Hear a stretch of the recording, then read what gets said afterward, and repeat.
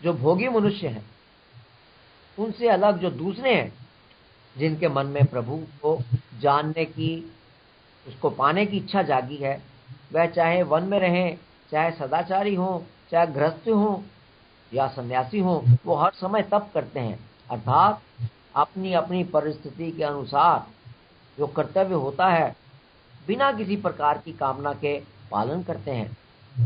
जैसे शास्त्रों की आज्ञा है वैसे ही और प्रेम तथा श्रद्धा से यम नियम पालन करते हुए प्रभु को जानने का और प्राप्त करने के साधन में लगे रहते हैं। वे अंततः प्रभु धाम में अवश्य पहुंचते हैं।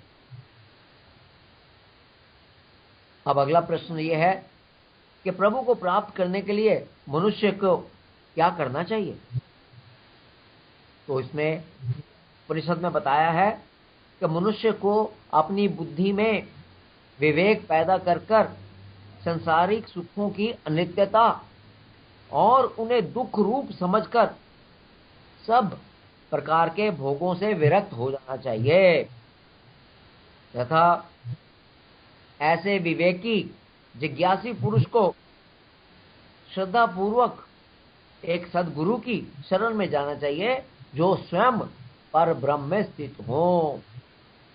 ऐसे सद्गुरु को भी चाहिए कि वह शिष्यों को ठीक से उपदेश दें। तो यहां पर प्राप्त करने के लिए क्या कहा गया, जो चीज जरूरी बताई गई वो ये है कि अपनी बुद्धि में विवेक पैदा कीजिए, कहिए कि ये प्रभु तक रास्ता ले जाएगा, ये प्रभु से दूर ले जाएगा, ये नित्य है, ये अनित्य है, ये भोग हमें दुख देंगे। इस प्रकार से भोगों से दूर हटकर अपने अंदर एक विरक्ति पैदा होती है, विराग पैदा होता है। अगर मन में संसार है तो मन में प्रभु नहीं रह सकते, एक ही चीज रह सकती है। तो आपको जो साधक इसमें लगे हुए उनको भोगों से विरक्ति करनी है और उसके लिए जरूरी है विवेक पैदा किया जाए और फिर एक गुरु को देखा जाए जो पर ब्रह्म में लीन है, जो पर ब्रह्म को जिसने प्राप्त कर रखा है। दूसरा कोई जिसको स्वयं ब्रह्म की प्राप्ति नहीं है, जिसने खुद प्रभु को प्राप्त नहीं किया, वो चेले को, शिष्य को कहां पर लेके जाएगा, वो कहीं नहीं लेके जाएगा। इस प्रकार से ये दो बातें जरूरी बताई गई हैं। विरक्ति पैदा कीजिए और विरक्ति पैदा करनी है विवेक के साथ, तो विवेक और विरक्ति को पैदा कीजिए पहली बात। दूसरा एक ऐसा गुरु ढूंढा जाए जो कि हमें वहां तक लेके जाएगा, पहुंचाए। सर्वशक्तिमान, सर्वज्ञ, सर्वव्यापी प्रभु प्रकाश रूप है, सभी प्राणियों के दिल में रहते हैं, सभी प्राणी उनमें स्थित हैं, वे सबके आश्रय हैं, परंतु वो प्राणियों की बुद्धि से परे हैं।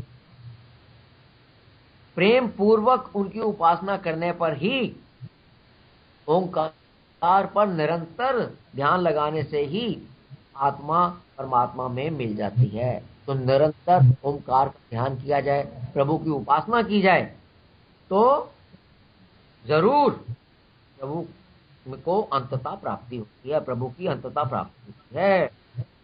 प्रभु को जान लेने के बाद अविद्या का नाश हो जाता है, सब संशय दूर हो जाते हैं तथा सब शुभ अशुभ कर्म उनका नाश हो जाता है।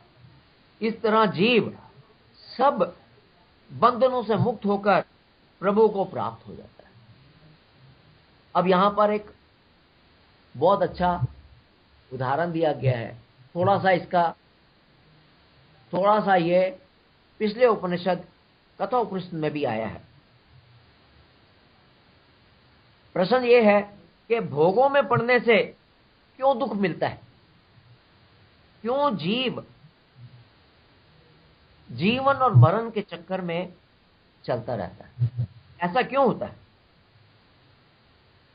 यह समझाने के लिए मनुष्य को शरीर को एक पेड़ की उदाहरण के साथ समझाया गया।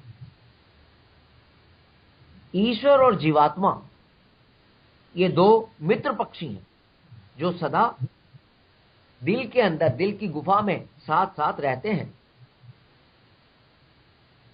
उस पेड़ पर कर्मों के फल, सुख और दुख लगते हैं, जिसे जीवात्मा आसक्ति तथा द्वेष से भोगता है, और दूसरा पक्षी ईश्वर उन कर्म फलों से किसी प्रकार से जुड़ता नहीं। तो इसका मतलब है एक पक्षी जिसे जीवात्मा कहा गया है वो तो जुड़ जाता है, ये सुख ये दुख उन फलों को भोग रहा है। दूसरा पक्षी परमात्मा जो उसका दोस्त भी है और जो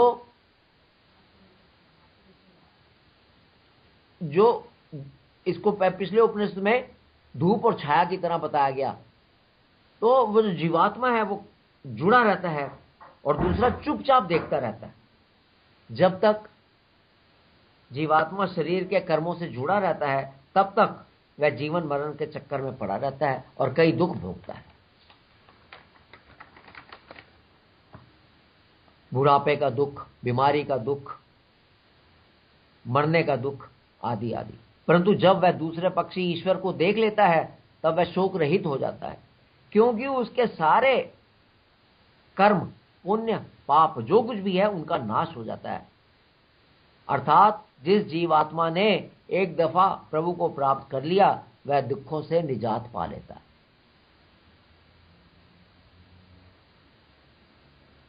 यहां समाप्त करते हैं।